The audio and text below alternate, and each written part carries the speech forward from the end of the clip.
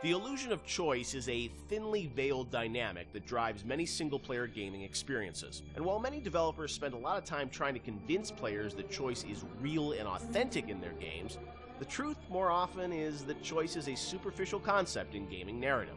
BioShock confronted this idea head-on, searing into our minds a innocuous 3-word phrase with an unforgettable new meaning. Would you kindly?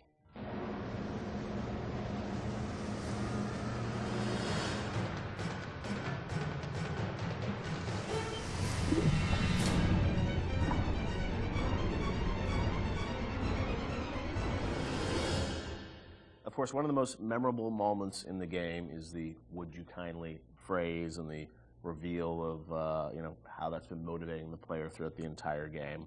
It's still, to me, one of the most classic kind of narrative moments in games in the past decade. What's interesting about that phrase is that it didn't always start like that. Can you tell us sort of about the evolution of sort of the conditioning of the player? And there was once Excelsior was the phrase once. Yeah, this is.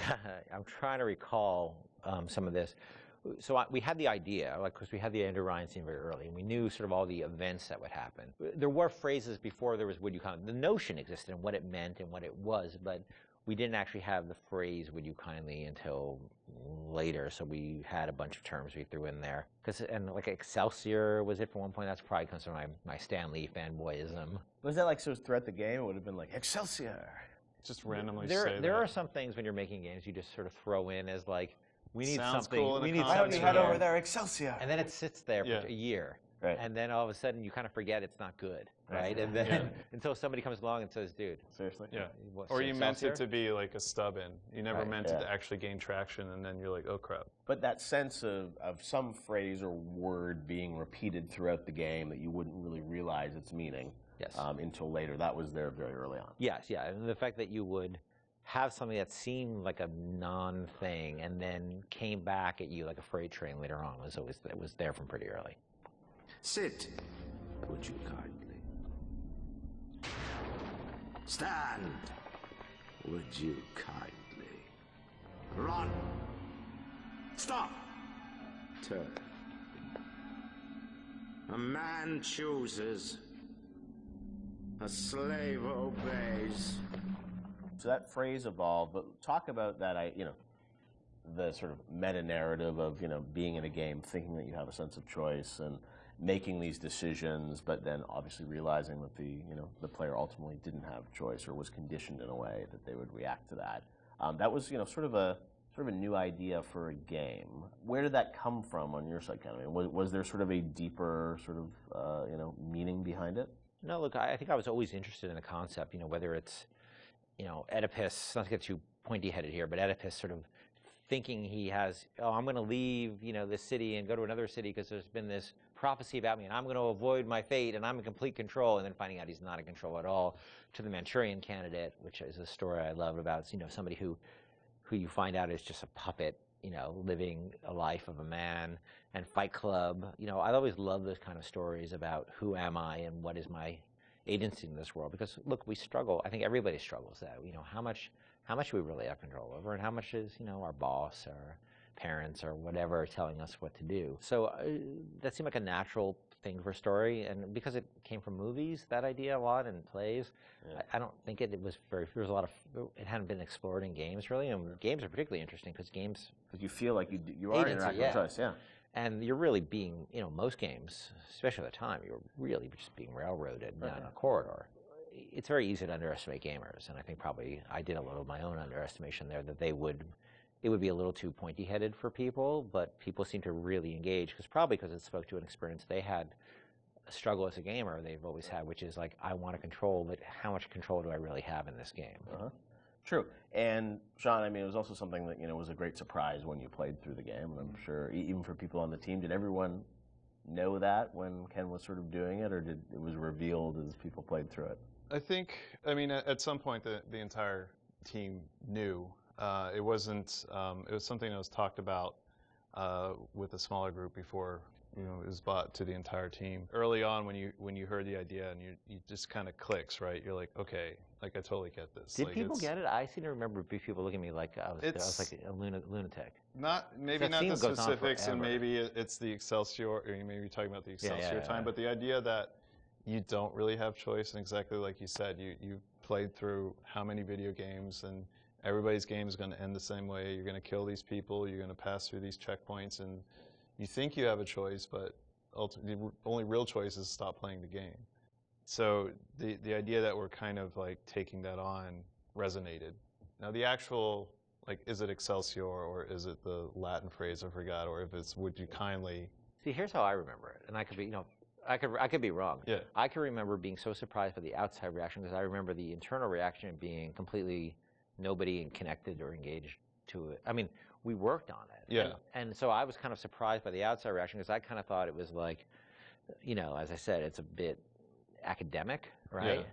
Yeah. And it could also be a function of We're playing it close to the vest. I could be misremembering it, or it could also just be a function of nobody making the game had the experience of playing it through and getting to that moment. Yeah, that's I what I mean, mean, like it was revealed to them in advance of really playing it, so Yeah. it wasn't that surprise. Yeah, they had seen it in all its really half-assed, development stages and along the way. out of order. Yeah, out of order and all that. And it's not really something you can play test over an afternoon because it takes a little while to get to that point. You need to lack the knowledge about what the game is to be able to sort of have that experience all the way through. I know you guys have talked about the idea of Atlas, the voice actor changing, and it was, I guess, very important that you nailed that actor, right? And you trusted that actor until there was sort of the Fontaine reveal and sort of understanding that. Yes, trust was everything there, right? And so there was something about either the actor or the writing or the accent that just people immediately said, this guy's no good. Right. When the first Atlas we had, because you have to trust this guy, and if you don't, there's no trust. There's no punch in the gut. I think we've really focused on making him have personal stakes in the story as well. That he had his family trapped. Of course, it was all fiction, right? But he had skin in the game. He sort of spoke to you as a friend, and especially because the whole world was so hostile to you. I think it took a while to get that exactly right. Listen, I've got a family. I need to get them out of here. But the splicers have cut me off from them. If you can reach them in Neptune's bounty, then maybe, just maybe. I know you must feel like the unluckiest man in the world right now, but you're the only hope I'll ever see my wife and child again. Sean, what do you hope is the kind of lasting legacy of BioShock? 10 years hence, a lot of things you guys were doing, have sort of become common now, right? With upgrades and moral choices in games and whatnot. But it was really pioneering work a decade ago. When you reflect on it, what do you hope people remember the game for sort of pushing forward? For me, it's telling a story with the medium and how we used everything available to us to tell that story. We used the environment to set up the backstory of Rapture and really create a sense of space, which I think is vitally important to getting the players to trust that, to sit down and kind of like just be in the space and let these things happen. Even the radio logs, the rudimentary animation that we had at the time. I mean, we really sat down with the tools that we had and at our disposal and tried to tell a meaningful story. Maybe not meaningful, but something that would be memorable to people that they could take away and, like you said earlier, have that water cooler moment where they're excited enough to talk about it after they put the controller down. So for me, I think the legacy is that it was a story well told. For me, it was a sense of place, being like the Rapture is a real thing, even though it's not. It's actually a very crude, from the time, a relatively crude bunch of polygons and texture maps. It's only, the original game is only in 720, I think. And I played a lot of it when we were testing it on a 14-inch, SD television. That it still felt like a sense of place in the music and the characters, that it's a real place. And I think that my memories of the BioShock games was that I take away that Rapture's a real place and Elizabeth's a real person. Those are the two sort of big things that stick with me with those two games. And that's sort of what I'll always, carry forward with me in my life. BioShock is, it's a place, but as we saw with Infinite, I mean, it's an idea and it's a sort of a type of game. I think a lot of people say like, oh, this is a type of experience. When you think about, your career, where you guys want to go, I mean, that idea of those types of games, do you miss it now that you've sort of moved on to other things now, or do you feel like it's sort of, you've closed that chapter? I mean, it's always a part of what you do. Like, System Shock 2 was a part of BioShock.